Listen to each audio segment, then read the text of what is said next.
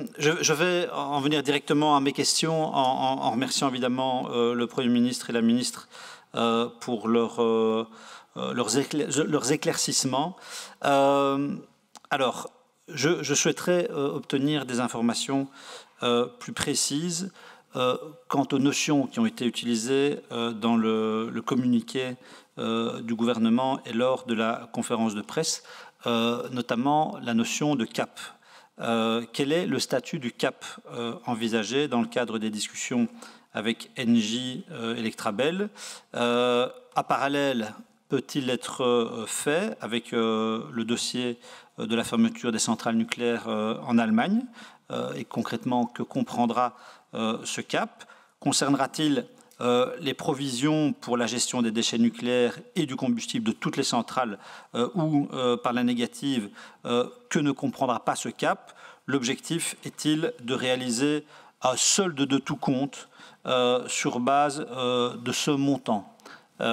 C'est l'option qui a été choisie en Allemagne, solde de tout compte, avec évidemment des risques importants pour l'État à long terme.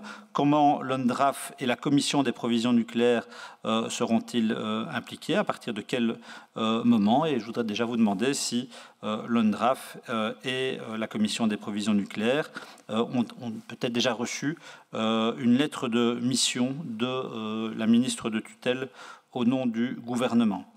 Alors, deuxièmement, pourriez-vous nous fournir des informations quant à la complémentarité des décisions prises avec le projet de loi sur les provisions nucléaires adopté il y a quelques mois?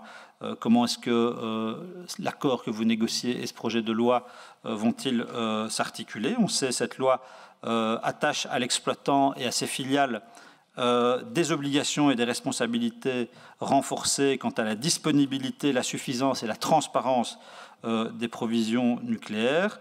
Là où les nouvelles structures qui seront créées seront-elles concernées par la question des provisions nucléaires telles que définies dans cette loi que nous avons votée? Ces structures devraient-elles assumer la fonction actuelle de Synatom?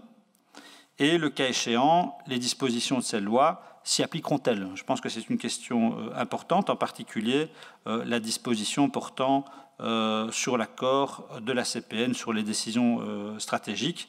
Et alors, en fonction de votre réponse, vous pourriez peut-être nous dire aussi si une modification de la loi pourrait être rendue nécessaire, avec quelle responsabilité pour l'État.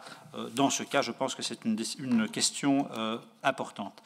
Troisièmement, j'aimerais avoir vos éclaircissements également sur le calendrier prévu quant au programme national de gestion du combustible usé et des déchets radioactifs.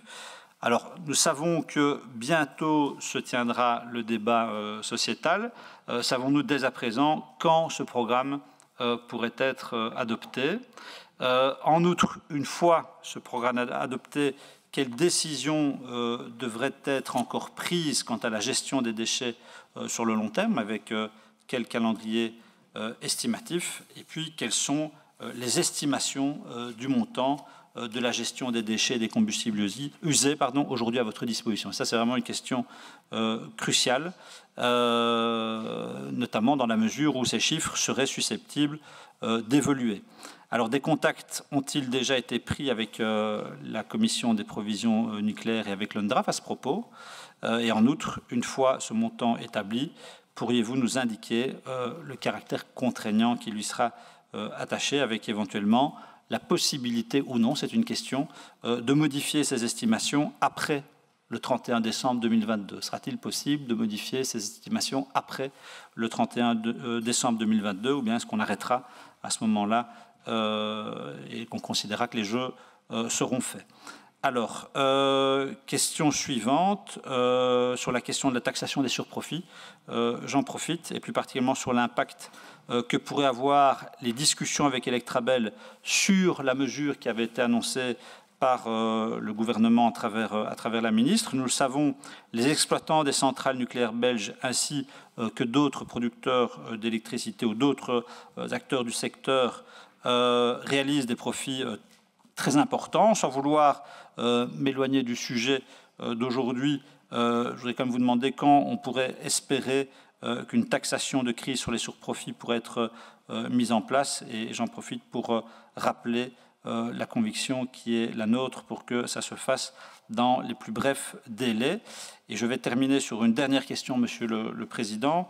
Je souhaiterais en fait lancer un nouvel appel, celui de faire tout pour garantir à notre population que l'État ne doive en aucune manière se retrouver contraint de financer la gestion des déchets nucléaires et du combustible usé. Le texte sur les provisions nucléaires témoigne à cet égard-là de grandes ambitions. Je crois qu'on doit s'y tenir et il est nécessaire évidemment que ce texte soit respecté et que l'exploitant tienne ses obligations conformément aux principes auxquels nous tenons beaucoup de pollueurs-payeurs. On ne pourra pas accepter qu'une entreprise réalisant par ailleurs d'importants profits nous contraigne à devoir assurer la gestion de ces déchets, ni aujourd'hui, ni demain, ni après-demain, ni dans plusieurs années.